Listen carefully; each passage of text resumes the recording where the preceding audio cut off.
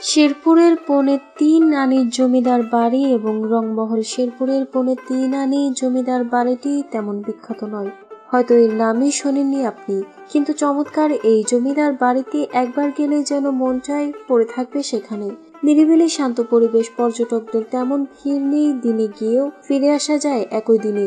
বাড়িটির মালিক ছিলেন জমিদার সত্যেন্দ্র মোহন চৌধুরী ও জ্ঞানেন্দ্র মোহন চৌধুরী। এর স্থাপত্য শৈলীর সাথে গ্রিক স্থাপত্যের মিল রয়েছে, যা একে অন্যান্য জমিদার বাড়ি থেকে আলাদা করেছে। বাড়িটি এখনো অক্ষতই আছে বলা যায়। চমৎকার নকশা করা স্তম্ভগুলো মুগ্ধ করবে যে কোনো দর্শনার্থীকে।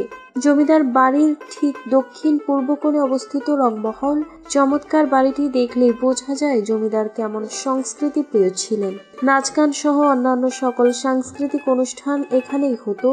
সে সময়ের সব জমিদার বাড়ির সাথে ছিল রংমহল। লতাপাতা আর ফুলের নকশা করা বাড়িটি স্বাগত জানায় সকলকে হাসি মুখে। নকশা স্থাপত্য শৈলীতে ধরা পড়ে সে সময়ের গাম্ভীর্য, নান্দনিকতা। উত্তর দক্ষিণে লম্বালম্বি এই স্থাপত্যটিতে রয়েছে অনেকগুলো কাঠের জানালা।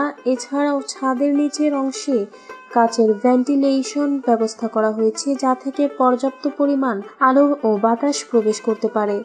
বাড়ির সাথে আছে একটি সুন্দর পুকুর। পুকুর ঘাটটি যেন এখনো আগের মতোই আছে।